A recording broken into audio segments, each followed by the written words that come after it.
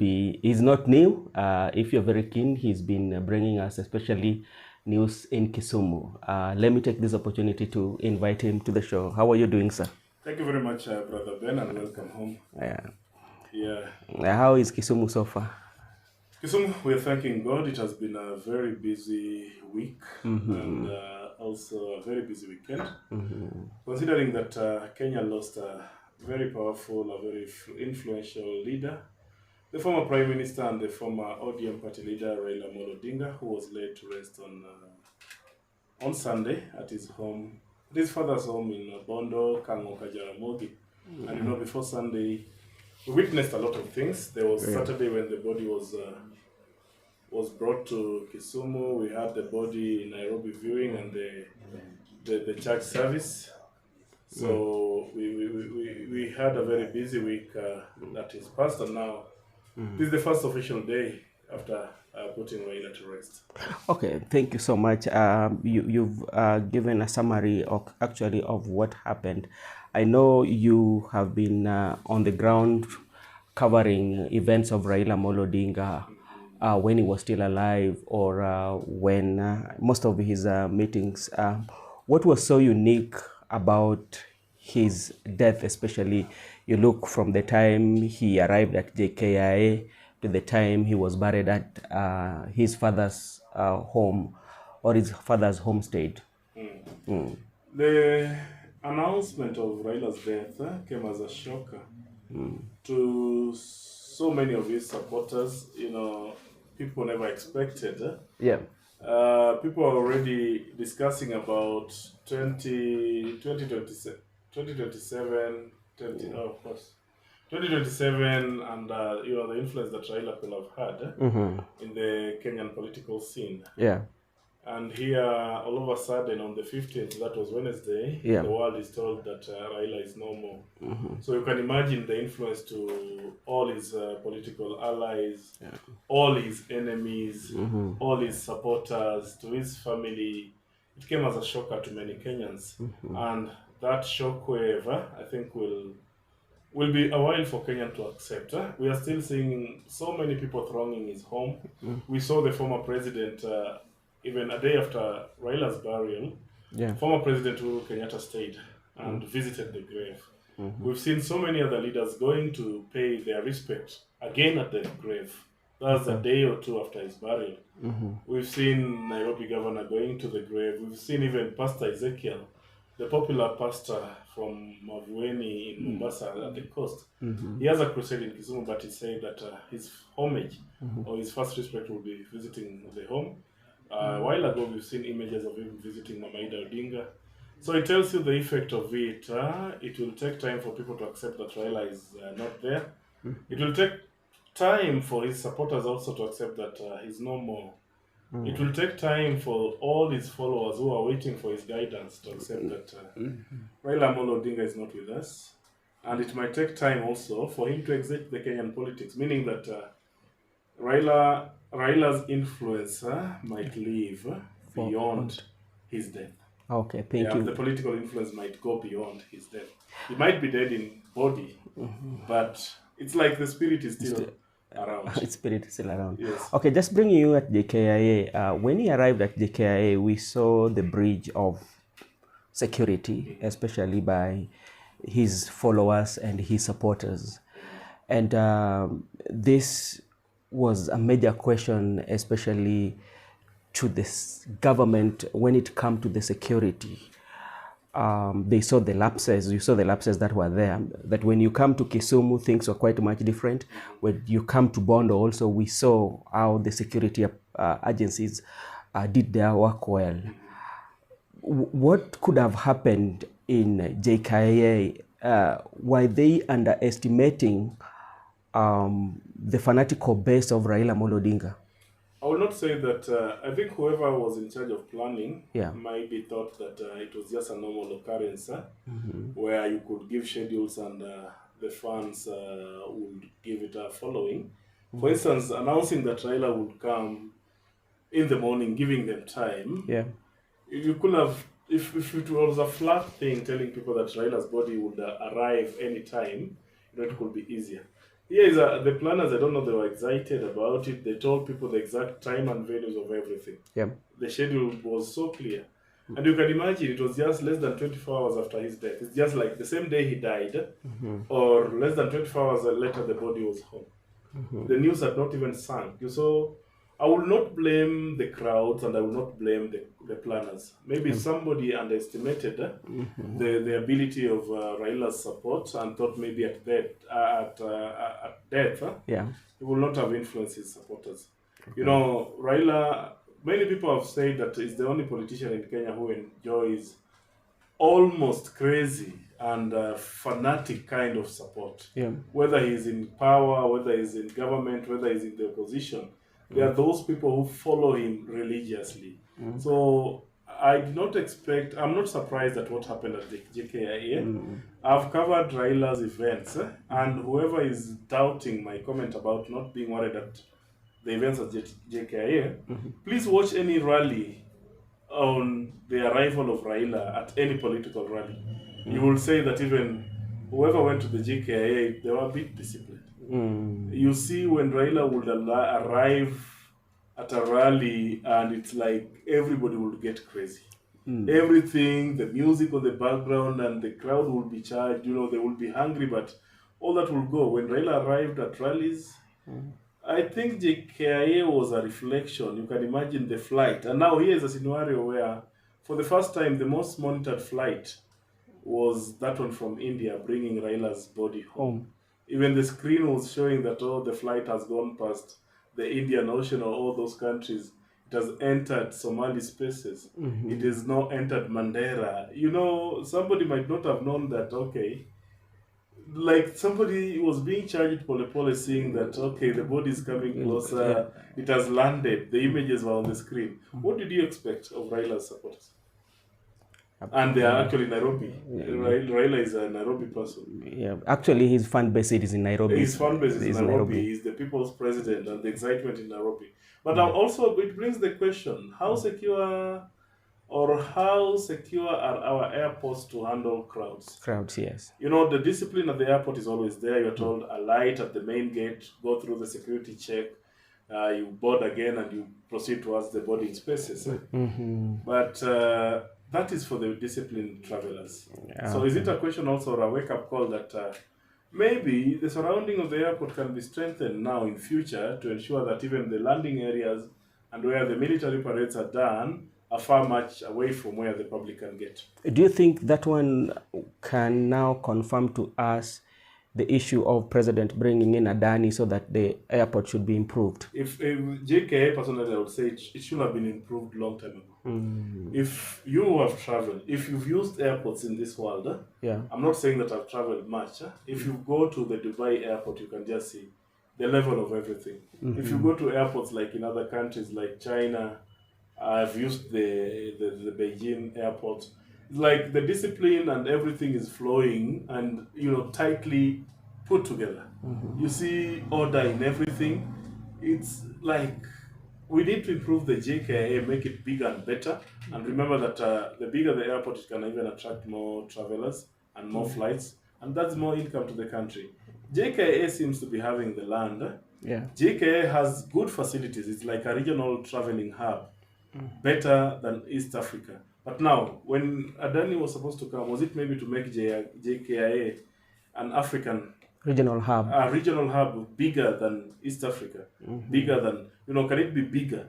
So we can have, when you have that, you know, it will be a win for the industries. It will be a win for the tourism, hotel sector, and every other sector will grow when the travel is good. So maybe Raila might have mentioned it severally that the airport actually needs improvement. Okay, thank you so much. You know, after JKIA, one of the issues that people keep on questioning is that if JKIA, what happened?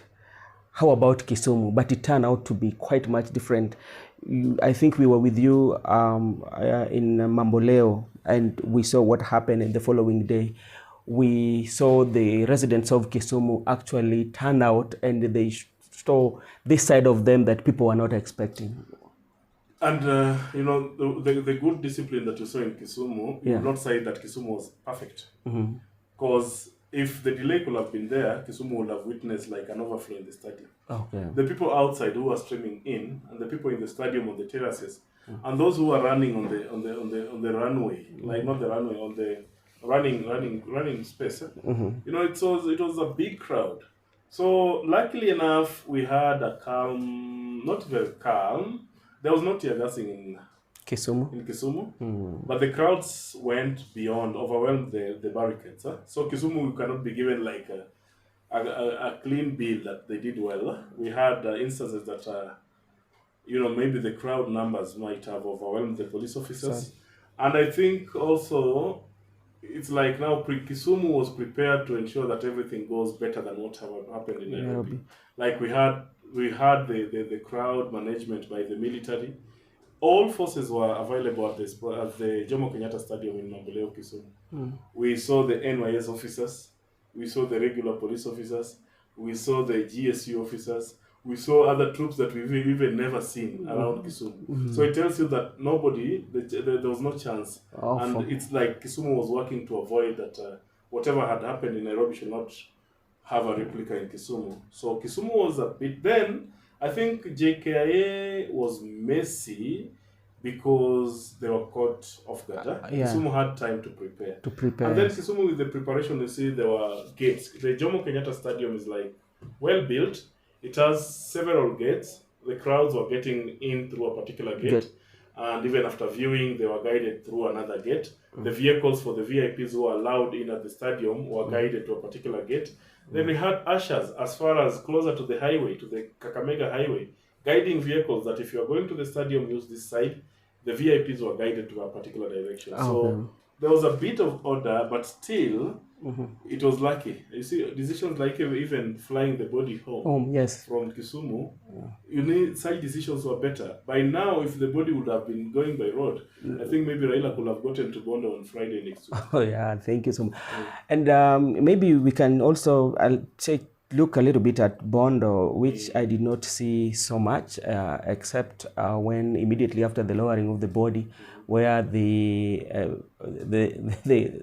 crowd breached the security. Do you think this was caused by, because like immediately the president left, maybe the security were scaled down, so they overwhelmed the security that were left behind? I was worried about Bondo. And I think maybe if we need to understand the whole thing, the persistent communication, maybe telling people that they'll be viewing in Kisumu, they'll be viewing in Nairobi, there'll be service in Nairobi.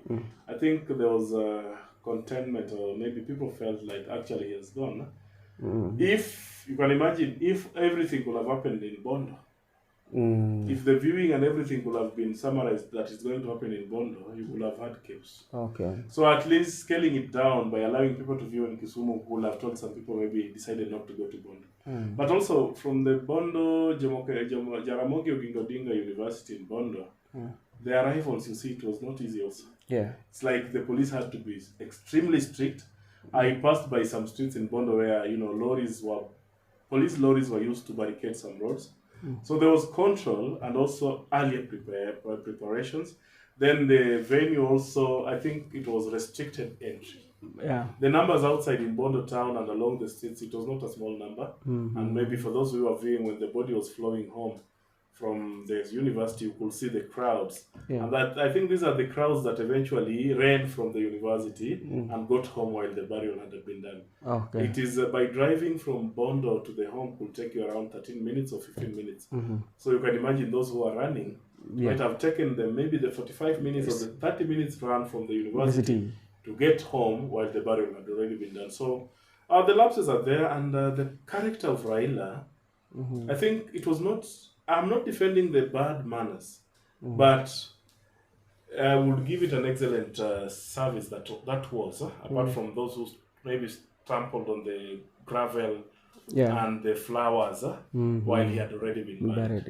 So thanks to the family's decision to make even the burial a private activity. It could have been messy.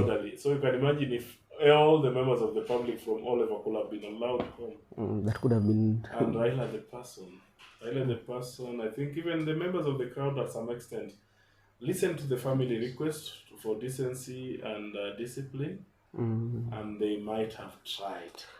But I said, if you want to understand Raila properly, go review any arrival video of Raila going to any rally.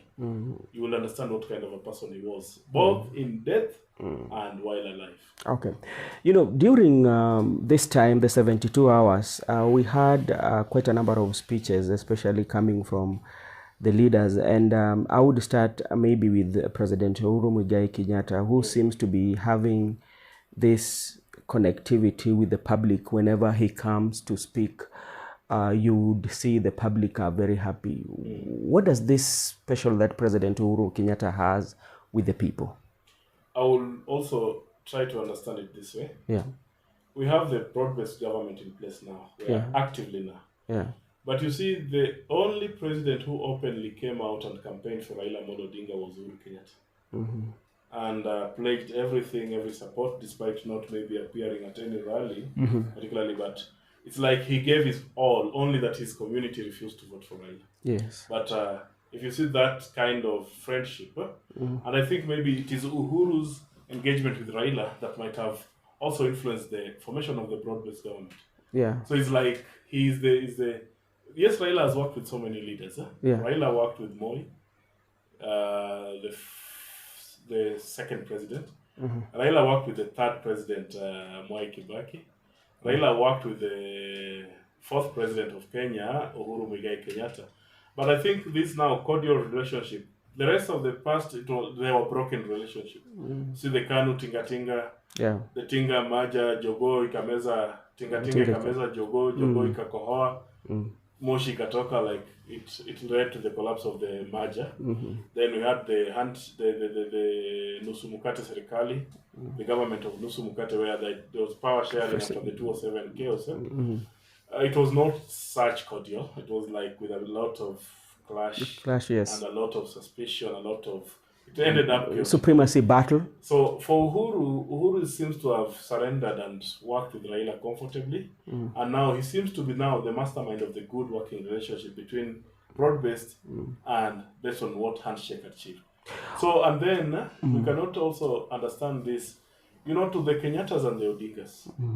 If you see the past clips by then, brothers, my brother, my small brother, beyond Raila, even Ruth will tell stories of how they grew together with the Kenyattas. They were playing together, carrying each other.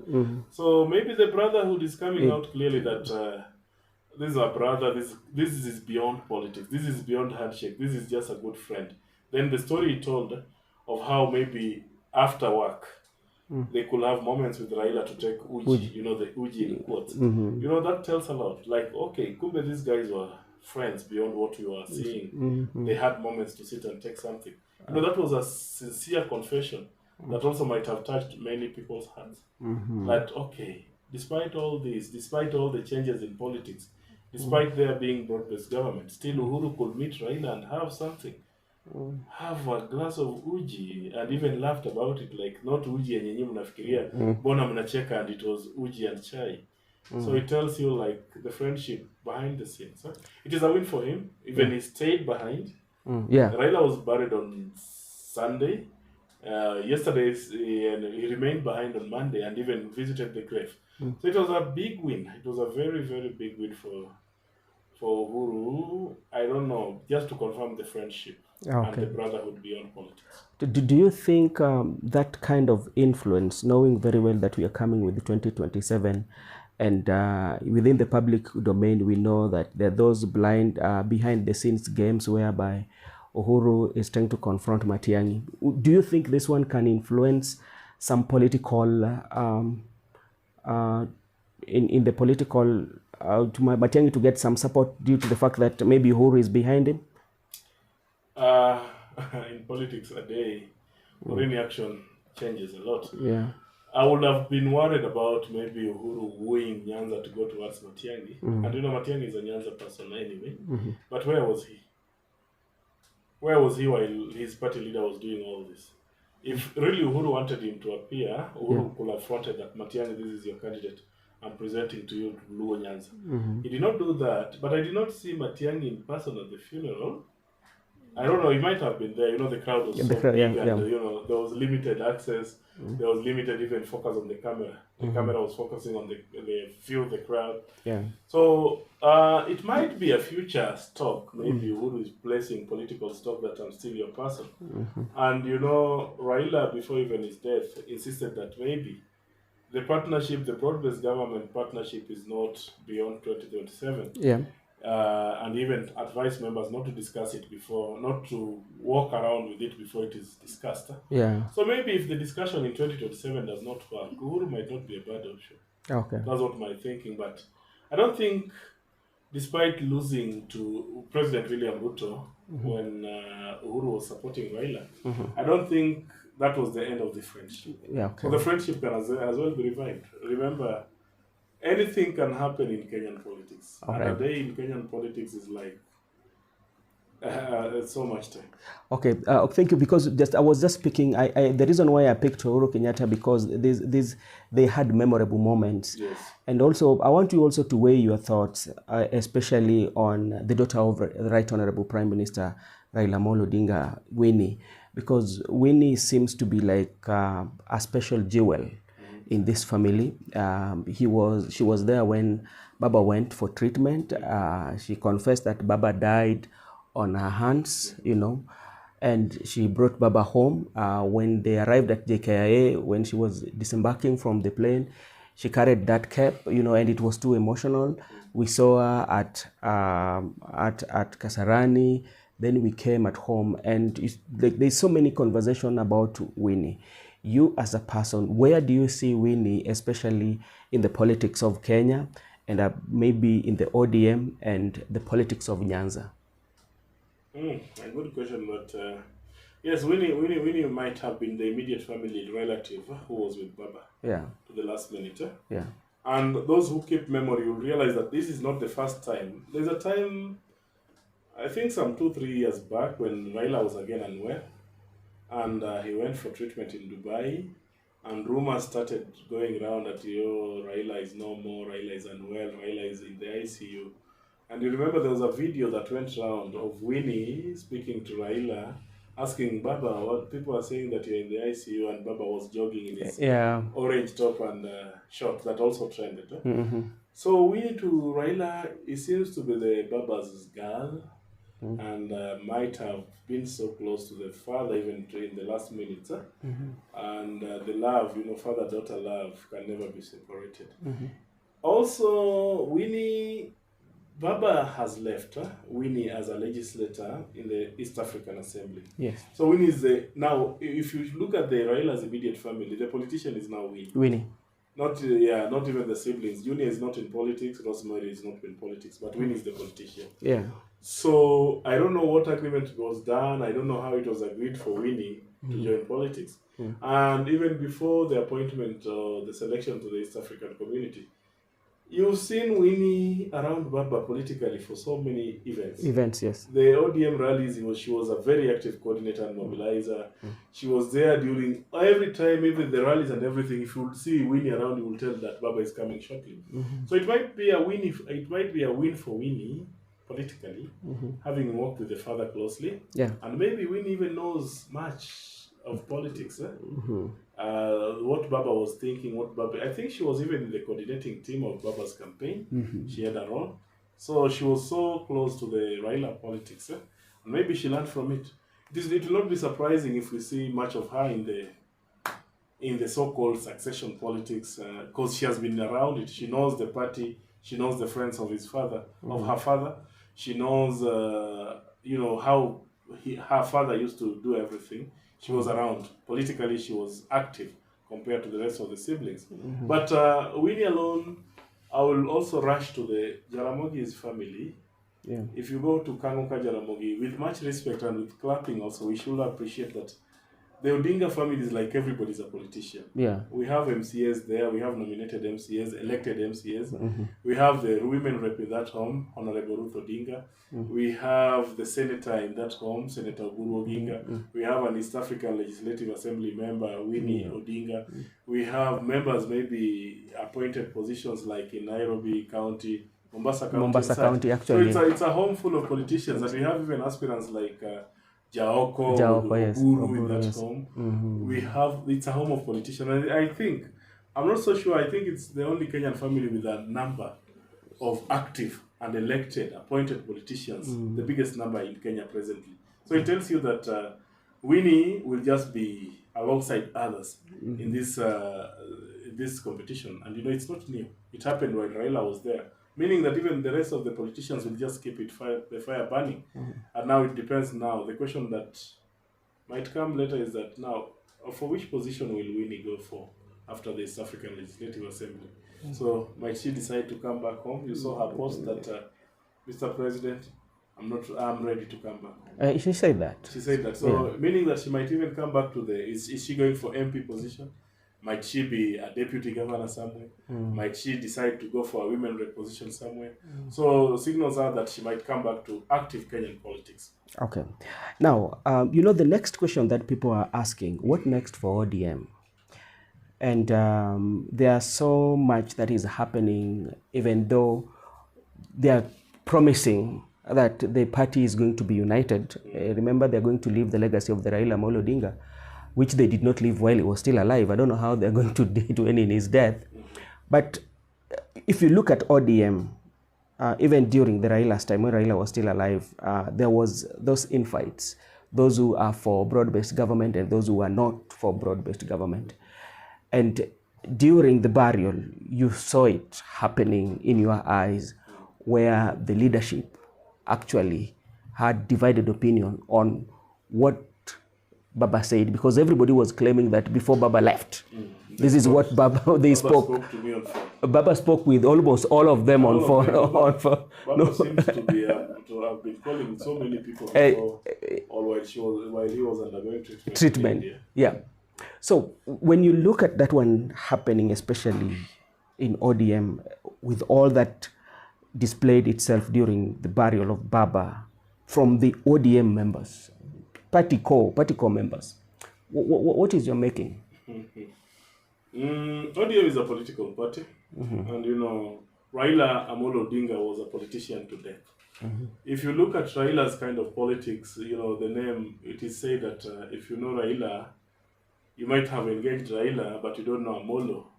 What Amolo is thinking, what Tenga is thinking, what Odinga is thinking. You've not met Agwambo, you've not met Agwambo, you've not met Omin Mary. So it shows how not skilled, how complicated kind of politics he always liked. And you know, Raila could pull surprises. Who knew Raila would work with Ruto? Who even imagined Raila would work with Uhuru Kenyatta? All this. Who thought that Raila would work with Kibaki? Who thought that maybe Raila would even work with Moi? People are saying that Moi is the one who detained Raila for almost 8 years, but eventually he ended up working with Moi. So on this ODM politics, it's very normal to see like such kind of fireworks within ODM. And Raila himself also kept encouraging that ODM is a very democratic party. That's why it's called ODM, Orange Democratic Party, where divergent views are allowed. Yeah. You will see when Sifuna was maybe speaking, the SG Sifuna would speak against the broad-based government. Yeah. Raila told people allow him to speak. And eventually when the signing happened at together with the UDA leadership, Sifuna was there perusing the papers and organizing everything. So his divergent opinion was respected, but eventually maybe the party had its way.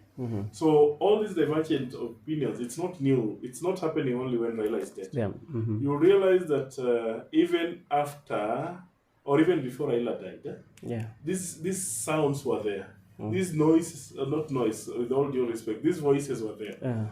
Babu Owino seemed to have come up openly against the broad-based formation, speaking and even tagged himself as the opposition leader.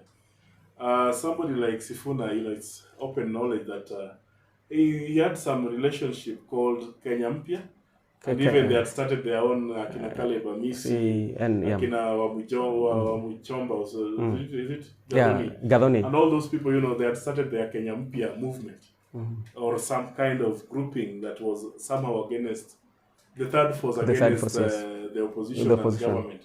So it is not new. But also, the question is now, what next? What next is either for ODM to decide, on what to do jointly pamoja, or for ODM to keep the fire burning. Akina Sifunas will still give Sifuna opinion. Akina Babu will give their own opinion, but ODM will remain. ODM, I think personally I like the fire in ODM. Yeah. Actually, now we are discussing ODM, and the country is discussing ODM. All media houses are highlighting on ODM. Which party does not want that? Everybody. The activity, all attention on a party is a good thing, and I will encourage now the ODM and even the divergent views. Babu Owino, is it anything new? Sifuna, is it anything new? And now the three sides, we have Babu Owino, we have Sifuna, and we have those who are pro the formation, saying that Baba left them in the broad-based government. Yes. Is it new? Is it not new? And speaking of Babu Owino, Babu Owino, if you look at ever since he had opinion, especially concerning the broad-based government, we've kind of like seen some treatment from the party. I recall very well when he went to pay his last respects to Dalmas Otieno. The sitting arrangement, people were complaining that he was not in the shade, it was at the shade.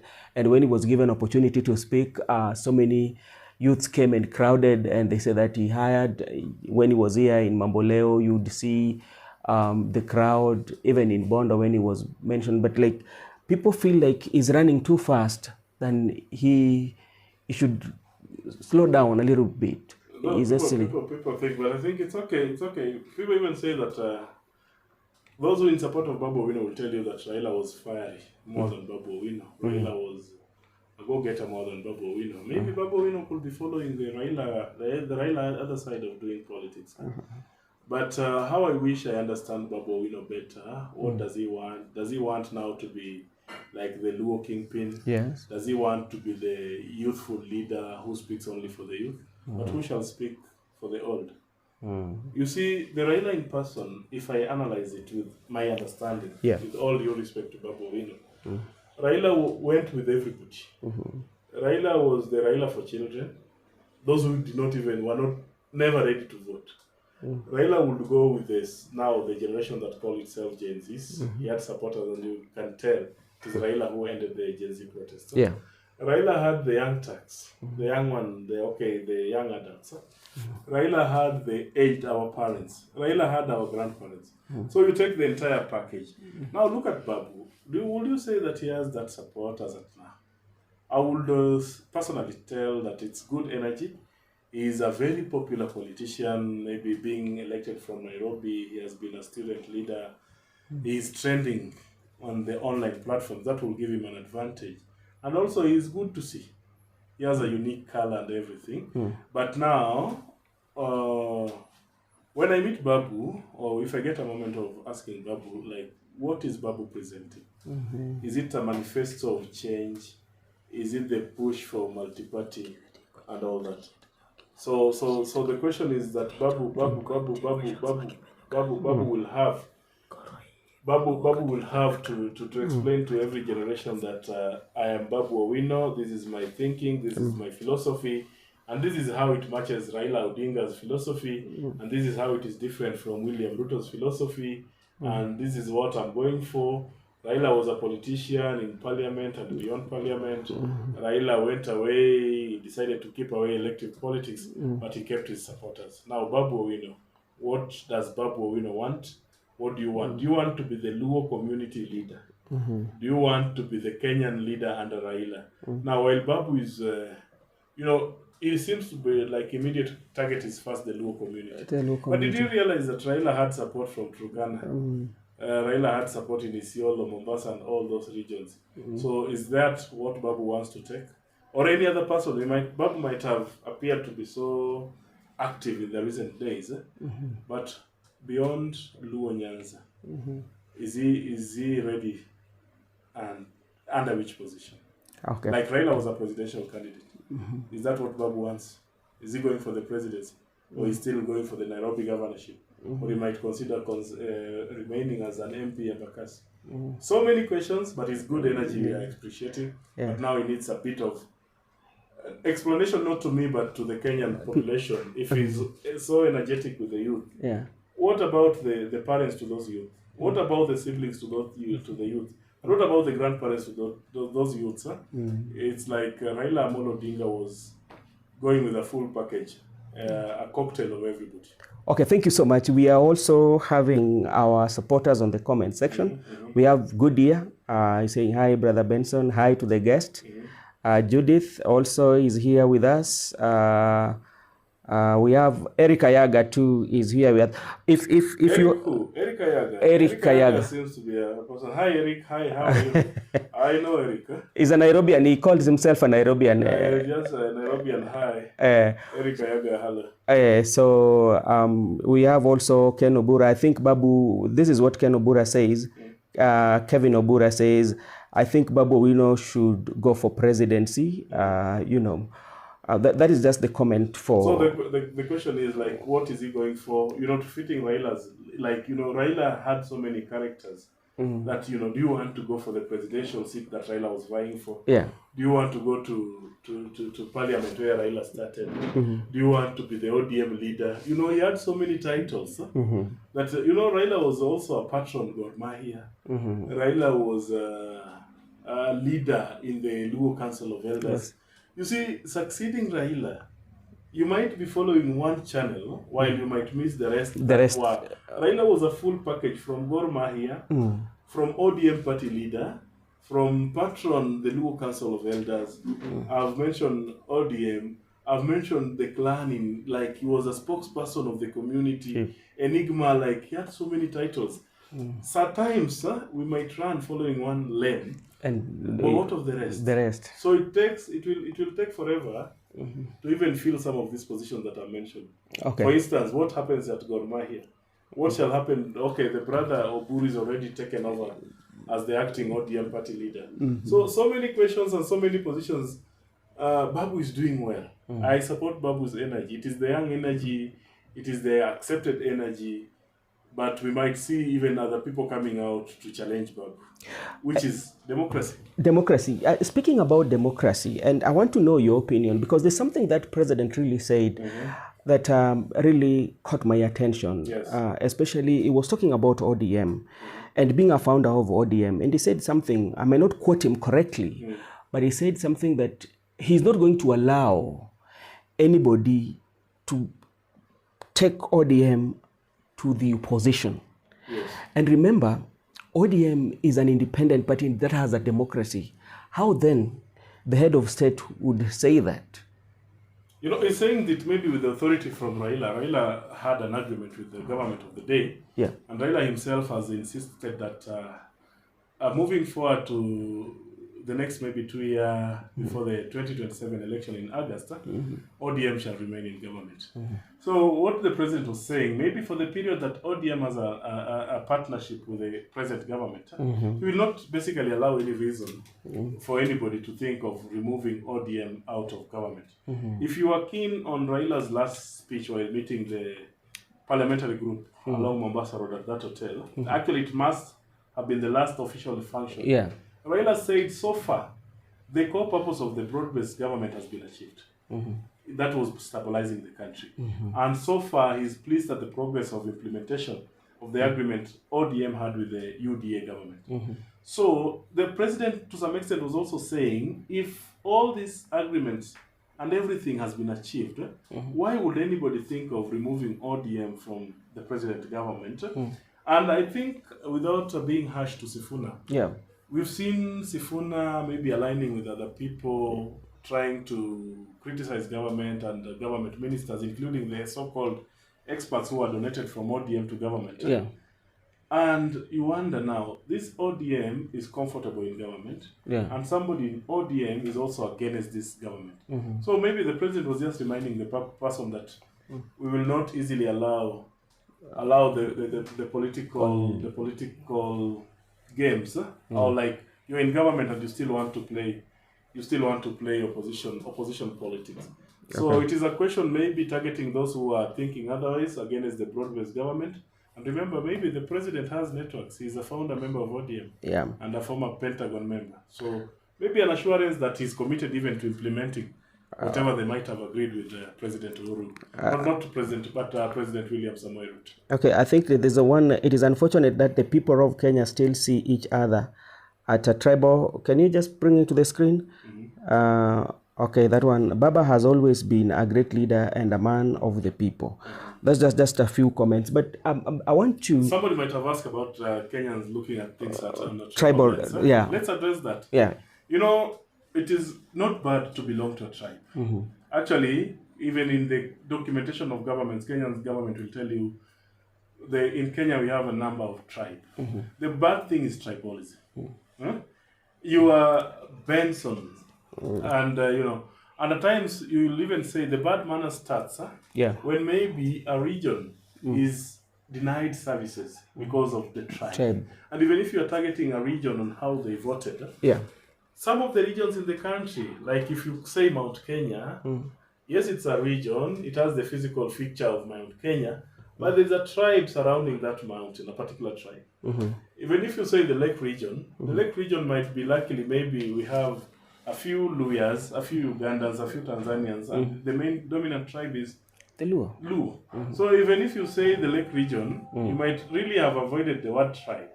But there are tribes there. So the worst comes when tribe is used against, the worst comes when tribe is used against a people in denying them services or targeting them on a particular basis. But what if we now encourage the usual character where tribe is ignored, but it's service to all? Now tribe is there, but how do you avoid tribalism? Now tribalism becomes now the bad manners in this scenario. But now, actually, let's now dissect it more. And I want you to get your view, especially when you look at how we play our politics. The tribal card has been like the yardstick in which we measure the temperature of our politics. We invoke, or sometimes we talk about our tribes, which sometimes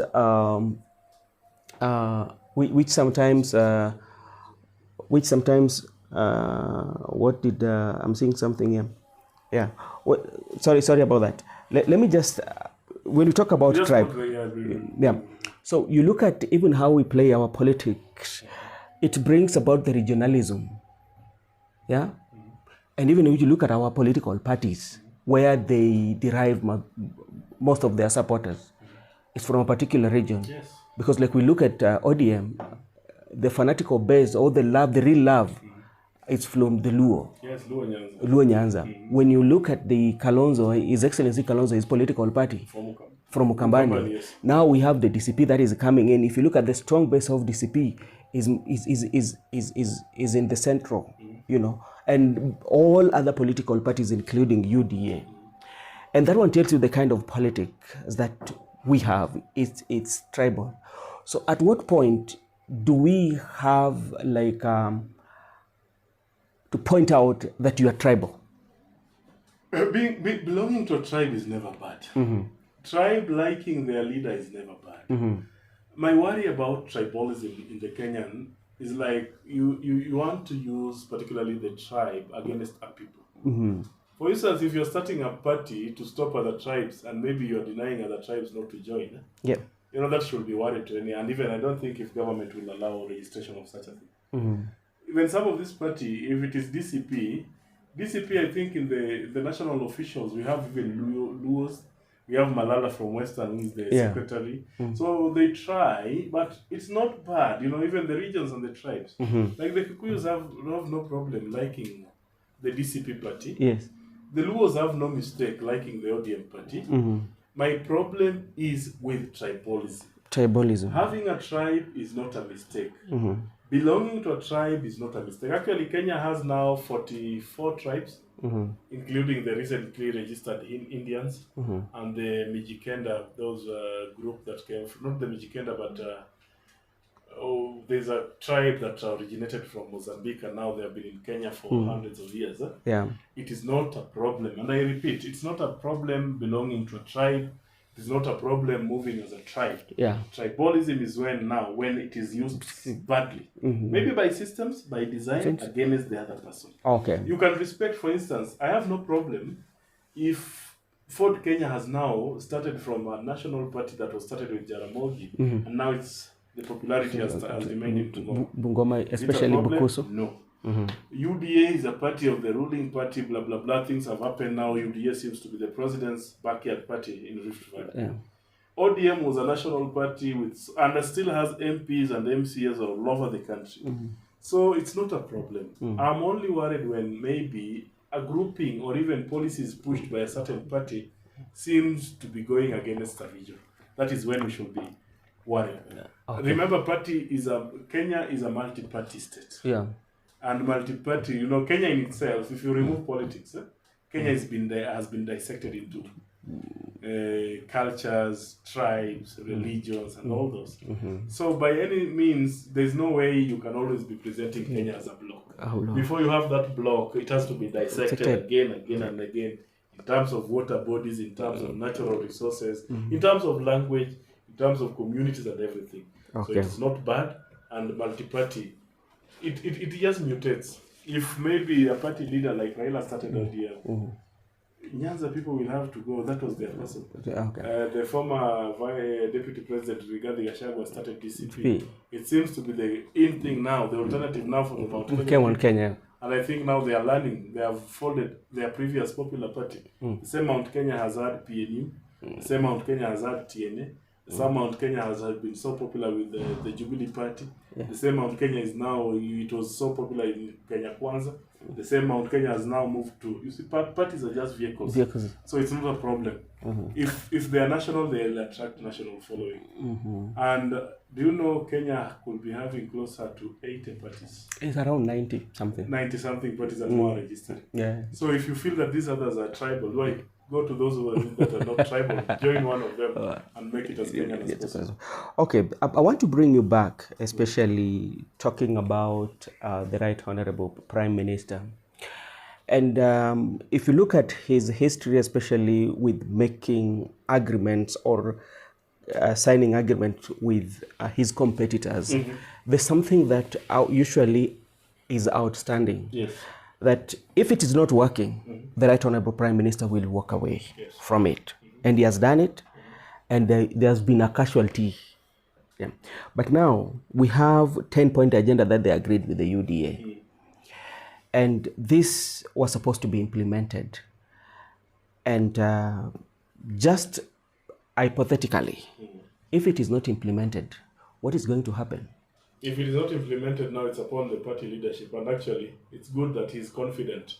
His own brother is on the steering wheel now. Mama Ida mentioned that if you wanted to know anything that Raila was thinking about, or the easiest way to access Raila would be to go through the brother Oburu. Now Oburu is in charge of the ODM party.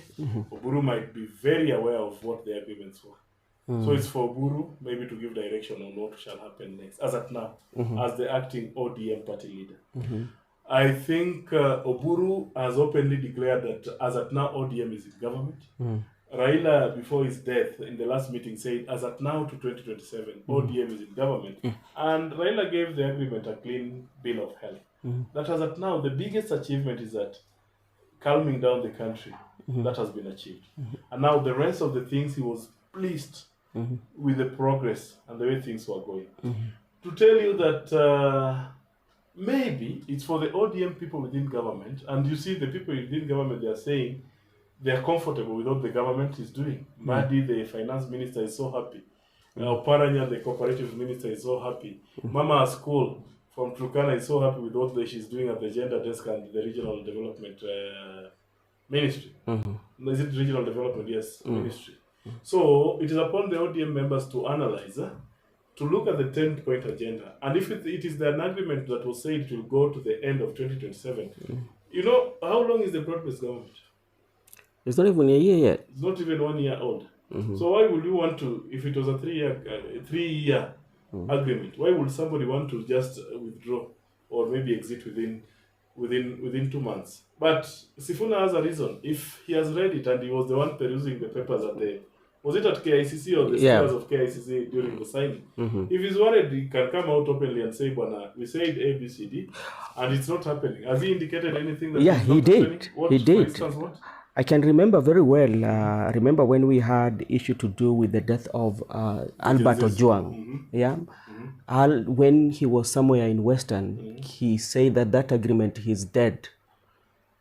Now, was it for Sifuna to declare the agreement, whether the validity of, we have the country, and we have the country leadership. Actually, when I saw Raila Odinga and the President William Ruto signing the agreement, look at how significant that was. It was for the country first. And Raila said, like, the achievement of ensuring that there is peace and calm in the country has been achieved. Kenya won.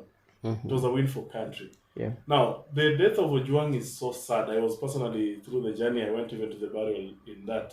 The condemnation, the arrests were done. Now, who exactly is to blame for Ojwang's death? And have they been charged? Was it a president's doing? What did the president say about Albert Ojwang's death? Or was there maybe the Deputy Inspector General, that was Langata? Yeah. Were there actions taken? Now, is that the only reason why now Sifuna is so annoyed to do away with the whole country's agreement on togetherness and peace, and say that he's so very much annoyed and that he has declared the agreement dead? Now, if Sifuna's signature is on that signature, well and good. Yeah. But do we have sections there that maybe say that when Sifuna declares that it is dead, it will be dead?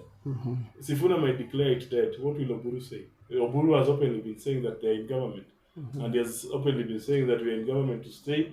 Those who feel otherwise, they should watch this space. So we have that scenario. And if that is what Raila was saying, ODM is a democratic space. And remember, even repeatedly, Raila said that whatever Sifuna is saying is for the, maybe condemning killing. Is everybody's responsibility, that even as Benson, without belonging to ODM as a Secretary General, you need to condemn killings. Even anybody who is not an ODM Secretary General. Now, after you condemn the killings, can you declare the broad-based agreement dead?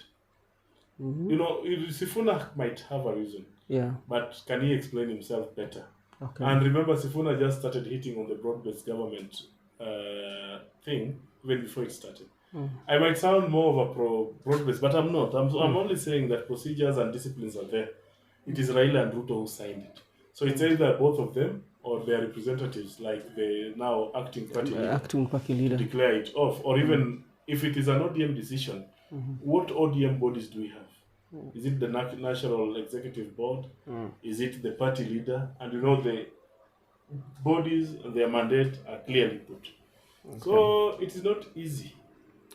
Now, let's come to the Luo Nation. Yes. Because we cannot go without discussing it, because we know what Raila has always been like the spokesperson of the Luo Nation, especially would give directive in terms of politics.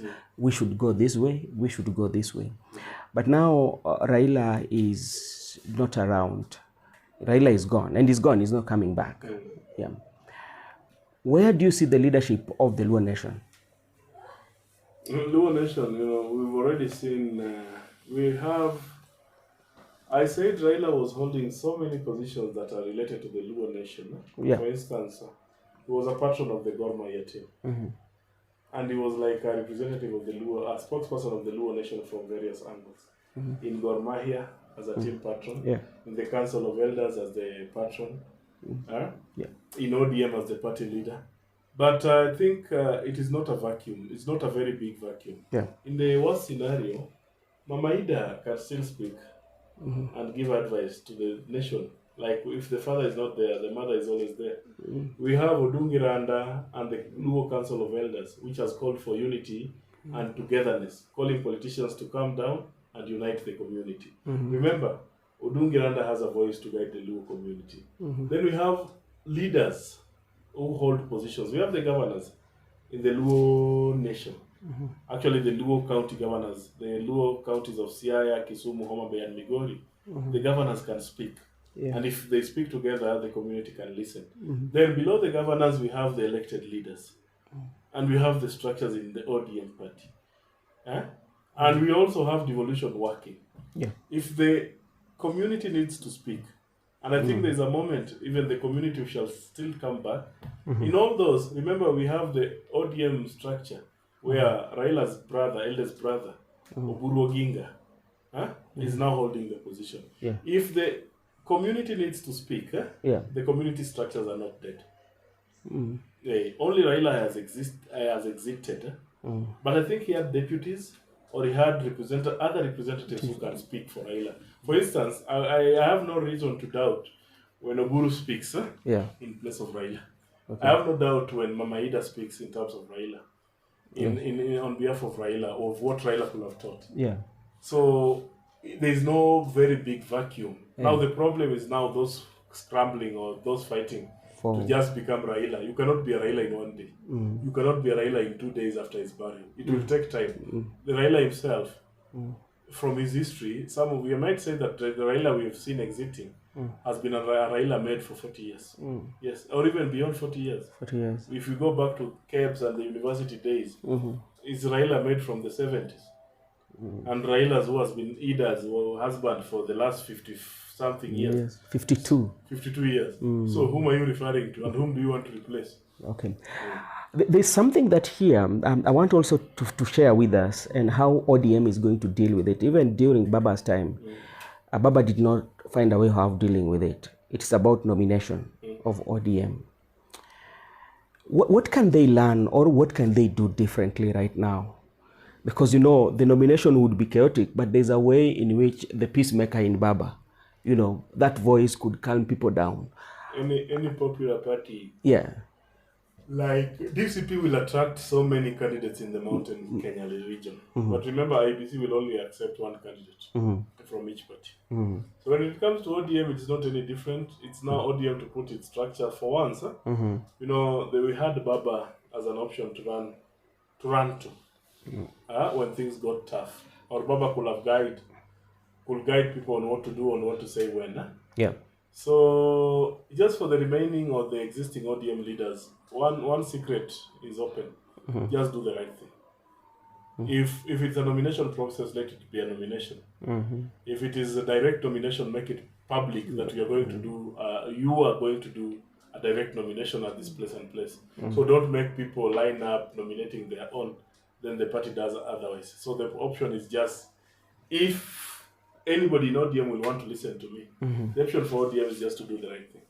Okay, and that is one angle. Another angle is also, and this one not only in particular in ODM, ODM being a party in Kenya, we've always witnessed the violence, especially that usually comes with the nomination or comes with the election, especially when they're doing. When are we going to run away from this? Look at it entirely in the country, because it's not only ODM, it happens in all these political parties. The political violence is just the nomination violence. Yeah. So it's very sad that in Kenya people hold elections very passionately. And I like it when people compete in terms of policies, manifestos, comparisons and all those.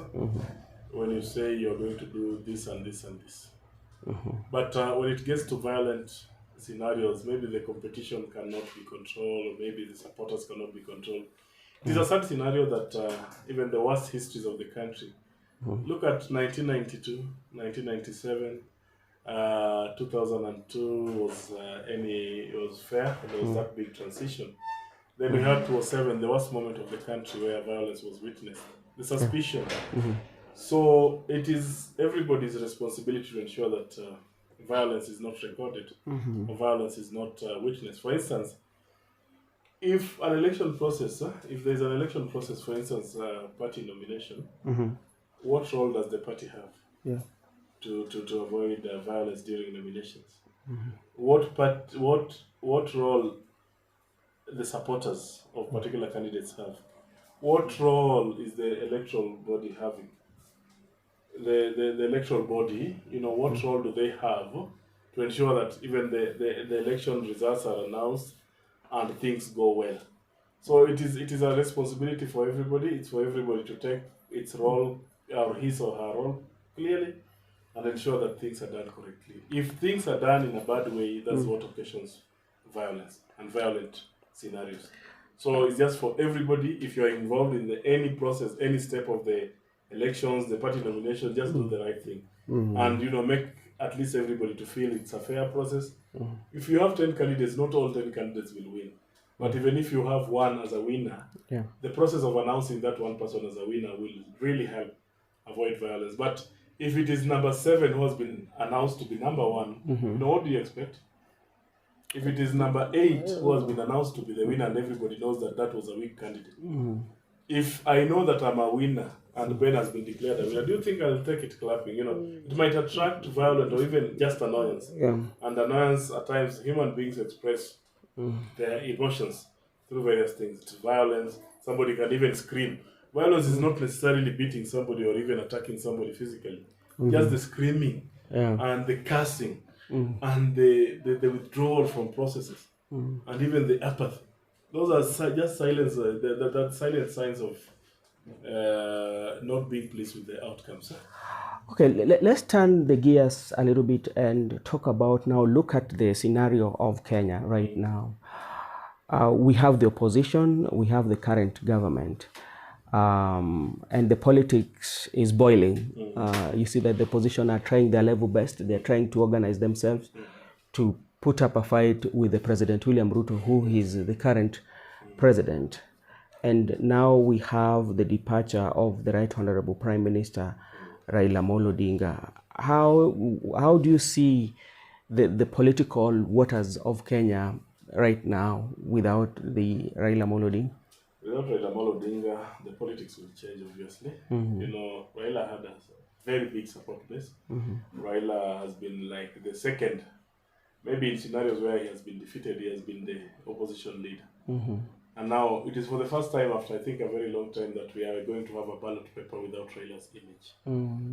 Almost maybe the last 20 plus, or the number of elections, most recent from 97, only 2 or 2 did not have Raila's image. So it is telling you that things are going to be new. Junet Mohammed, the majority or one of the leaders in parliament, said it is not only a funny scenario for Raila's supporters. What of the opponents who have always been banking on insulting Raila and telling off Raila? What will they tell other people? What will they now? What are they going to use as their campaign? What are they going to say? What new thing are they going to say? And now imagine, like, you have no somebody to blame. You have nobody to insult. Yeah, and look at this scenario. There are those who Raila was one of the pillars or driving factors to the ballot.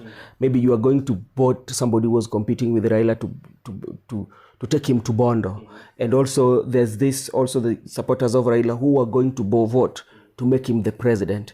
And remember now that driving factor, the Raila factor, which could have been the biggest driving factor, is missing.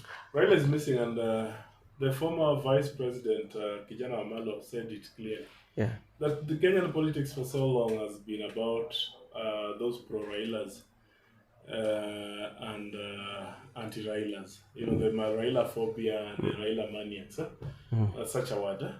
Like, for once, Kenya is going to discuss politics without Raila Odinga. So it is going to be change, and it's also called. Raila has been telling people discuss issues. Now he's out. Will we get a moment of people discussing issues that they are planning to do, issues that they are planning to roll out, issues that they are planning to encourage, and issue-based politics? I think for once, it's not only Raila who was a discussion. Even people called themselves names. So are we going to witness for once issue-based politics? Not nationally alone. Look at the regions where Raila was now, the kingpin and the kingmaker. If you are an MCA, there's normally those saying that we are going to help Raila Ukoju. No, he's not there. The people used like his presidency, want his presidency to be cemented. Cemented. He he needs a strong team around him. He needs us around him. He needs a crowd strong. Yes, he might still need them for the people's benefit. Yeah. And now, what are you going to tell people? If you don't tell people your manifesto, if you don't tell people what you're going to do, you know, what will you tell people differently now that Raila is not there? To who needs your support? Or Raila needs his people around him. Now you just have to learn to do the correct politics, tell the people your manifesto, tell the people your plans, tell the people your designs, and things are going to be different, obviously. I don't know how different. The insulters will lack somebody to insult. The loyalists will lack any place to declare their loyalty. And it's not so soon. It's not that we are celebrating his exit, but to the politicians now, it is also, he's not there. He was there and is now not there. So things have to change. So maybe if things have to change, maybe I want to get your opinion. Let's say like scenarios whereby we've seen quite a number of leaders, when they get into the podium, they don't talk about issues, but they will mention the Right Honorable Prime Minister Raila Odinga's name, or maybe the Prime Minister had an exchange with one of his competitors. They will go on attacking this. So let's say a scenario whereby the Right Honorable Prime Minister is not there, and you're coming to the podium and calling his name. Can that one bring emotions of the lovers of Raila Odinga and try to stop you and tell you, no, we don't want to hear that about... That's my fear. But remember, one thing I'm not mentioning in the changing, you know, maybe Oburu, the ODM party leader, might take lead and guide the community on how things to do. Maybe, I don't know if the politicians will say now, we want to go help Oburu up there, Oburu the brother. Or Oburu, you know, has also been having stands. Maybe he might guide the party on particular stands to take, you know, particular things to support or going against. But I know people, you know, we have bad manners in Kenyan politics. They never learn. And, you know, everybody wants to stir emotions. You never lack politicians who will say, in the spirit of Raila, we want this person to be elected. In the spirit of Raila, for respect of Raila. Now, we are looking forward to those words. In the respect of Raila, in the spirit of Raila, the spirit of Raila. Raila's name will be there forever. May I ask you something there? Jaramogi Odinga, the father to Raila, died in January, is it 1994? Yeah. It's now like 30 years, 31 years. It is said that even Raila's influence was just Jaramogi's spirit ruling. Now imagine when Raila's now influence starts posthumously, post-death. You can imagine how long will the spirit, it is not bad. I know people are shocked that we're still speaking of spirit. Raila's influence will not just fade away in Kenyan politics. It will stick. Remember, even the broad-based government now relies on what Raila said for it to remain intact. And if people will make reference to it, if the government fails to implement, people will make reference to it. If it is successful, people will make reference to it. And I'll tell you, look at the last briefing after Raila's meeting the parliamentary group. Akina Junet said they have no comment. They are calling people to refer to Raila's speech. And if you have a question about Raila's speech, refer to the same speech. And if not, again, satisfied, please refer to the first speech that you read, which was the same Raila speech. So it is not going to just fade away that Raila has exited. Raila's people, Raila's followers, Raila's supporters will still call his name, some for the good and just some for the personal benefit in this scenario. There's one of our, Annie, thank you so much for joining. Then Annie saying that lazima, let me see, we need the ladies to shout again at Gachagua this weekend. Our politics is boring, recycled and dead at the moment. We will be the next senior opposition leaders. We will be the next senior opposition leader to be the headliner like Raila. That is somebody. Raila is good. His spirit will live forever. Yeah, so that's what I said, that you will not wish him away. Look at even just look at his burial. If he tells you something, and people say that you can only have one Raila, and that is Raila Odinga, who was buried on Sunday. So in Kenyan politics, it is time. It will take time for we to have, and we cannot have any other Raila. It will only be Raila Odinga. Okay. Raila can only be Raila Odinga, the son of Jaramogi. Before we wind up, we cannot go without mentioning our neighbor, Tanzania. They are going into election, and we know very well that the senior opposition leader, Tundu Lissu, is still battling his case in courts. When you look at the democracy of our good neighbors, Tanzania, what picture does it paint? With due respect, we might even say you've seen aspects of Raila happening in Tanzania. Tundu Lissu was requesting in court to be allowed to come to Kenya and bury Raila Odinga.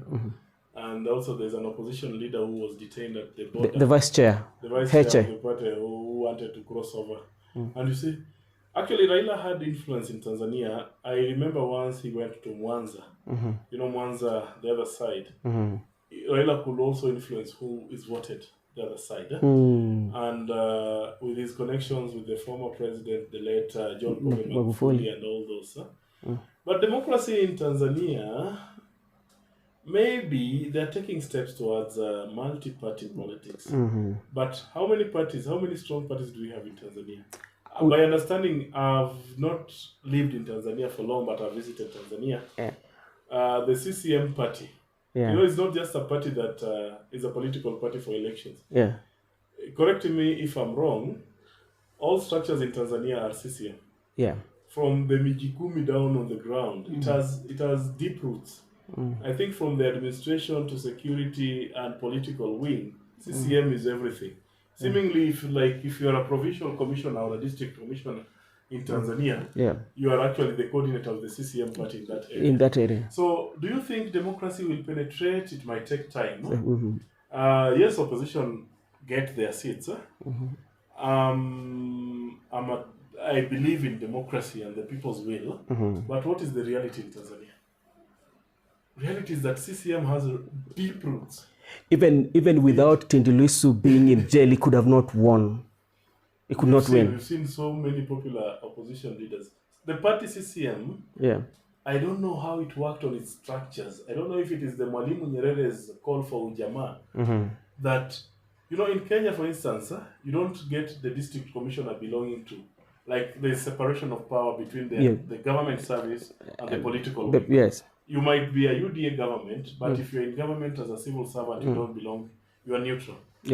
But in Tanzania, I think the situation is otherwise. It's like you either belong to the party or you cannot be in government. So the structure maybe allows the ruling party to have its networks down the ground. My only worry is that the level of reported violence cases and maybe abduction, brutality kidogo, and cases of fujo, some blaming government, some alleging that abductions are here and there, detentions and even some deaths.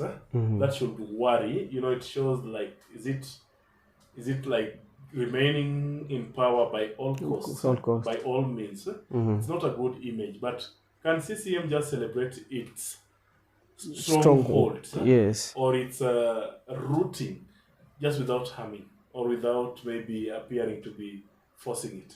And I know it might be a matter of time. I'm not a prophet. There's a time when maybe CCM will lose the grounds. And it's now for the people to decide. And now I don't know if Tanzanians, I hope that the voter apathy, if you really want to prove your word, go and vote. The thing is, go and vote. Keep voting. Keep registering as a voter. Anytime we record voter apathy in the region, is automatic win for the person you don't want. So if you really want change, go prove through the vote. And my call for Tanzania is just keep the peace. Actually, Tanzania in East Africa, you know Tanzania to be the most peaceful. Ni wangwana zaidi hata zaidi ya Kenya. Yes. All right. And maybe Ben, why are you speaking of Tanzania and forgetting Uganda? You know why I'm speaking of Tanzania? Because like when I look at the history, especially to African nations that got their freedom, Tanzania was a safe haven, especially when you look at the independence of South Africa. Tanzania played a role. You look at people like Miguna, Willy Mutunga, and majority of leaders. You know, Tanzania. Julius Nyerere was like Mwalimu Kambarage. But Mwalimu is not in power now. But Mwalimu is not in power. But what he created, especially when people who are fighting for this freedom, you see, like people who ran there, people who had issues with Moi here, had to go to Nyerere, and Nyerere gave them that opportunity. But I also, I've not even mentioned the current president, Suluhu. Yeah. We had the former presidents. Actually, former presidents are still there. Yeah. We have Jakaya Kikwete. We had the late John Pombe Magufuli, Benjamin Mkapa, and all those. Which party were they belonging to? CCM. So it is actually the party CCM. It is the party that is even stronger than the presidential candidate. So we might hate some voters might want to maybe remove Suluhu, blah blah blah. But I think the stronger candidate there is the party CCM. It's party CCM. And now, is it a challenge itself maybe to have stronger parties in the region than even the personalities? I think CCM is even stronger than the presidential candidates and other candidates. That's why I say CCM seem to be rooted down to the people and down to the structures. So you might be, if you win mayors or a district slot or an MP slot in Tanzania, it's like the party goes ahead of you. It's like the party has won before even the candidate. So the problem, I will not say the problem is Suluhu if there's any problem, but I think the biggest win for CCM is that routing. The structure. Can we copy it maybe as other regions to think maybe CCM, is it a good thing to copy the structures and to engrave the party discipline and wanachama kuanzia vijijini. So for Uganda also, we wish that Uganda maintains the peace. The Ugandan result is almost obvious, but God. We wish them well. We wish them well. We know the results. Yeah, we know the results. We know the results in Uganda. We know the winner already. We don't do respect for all the candidates, but Uganda, we know the winner. It's a tough journey. Okay, my senior, thank you so much for allowing me to host you. I know you are my senior for those who do not know, especially when it comes to the field of journalism. You are somebody who is mentoring us, and you've always led us well. So maybe your last remark to those who are watching us, and maybe I can just mention to you those who are with us during this show. We have Goodia, we have Kevin Obura, we have Eric Ayada, we have Judith, we have Annie, and many of them. We thank you so much for being with us in the comment section. Actually, it's to appreciate our viewers from wherever they are watching. This is a global thing. Somebody is just waking up. Those who will come watch after us, it has been just a conversation about what next for Kenya after the exit of Raila Odinga. We appreciate your support. We've been following us through various platforms, the Facebook, the Instagram, Twitter, or X. We appreciate, and Ben, this is not small. This is the new media. Yeah. And if you find somebody watching it live, we actually appreciate. I'll say that it's never, all is not lost. Before you even look at our leaders, before we look at our elected leaders, what are you doing as a person, as a voter? Have you gone even to vote? Do you know even what is happening? Is there any policy that you are against? Do you know, even as a people, you can even be drafting your own laws and presenting to MPs to present before Parliament. So if you have any suggestion, before you blame that elected leaders, what are you doing as a person? So that's the mentality of people owning processes and people being part of processes. Thank you. If you don't want to vote, just forget it. If you don't want to go for public, Kenya is promoting public participation. When did you last go to any public participation? Some of the laws, laws have been passed, suggestions are there. The question will be, when did you last go to participate in those things before you blame the leaders? I personally don't like blaming the leaders, and I believe in the people's power. Okay. Thank you so much. This is Brother Benson coming to you live from Kisumu City. And if you're new in this channel, you can be part of the family by subscribing, so that when we are having a live podcast like this, YouTube will notify you. And with those few remarks also, I would want to say thank you to our director who was behind the camera for doing a good job for us. And may God bless you all. May God bless Kenya. Thank you so much. Thank to you my very senior. much. Thank you so much. It has been good. I'm looking forward to the next episode. Okay, thank you so much. Asante sana. Karibu sana. Erokamano.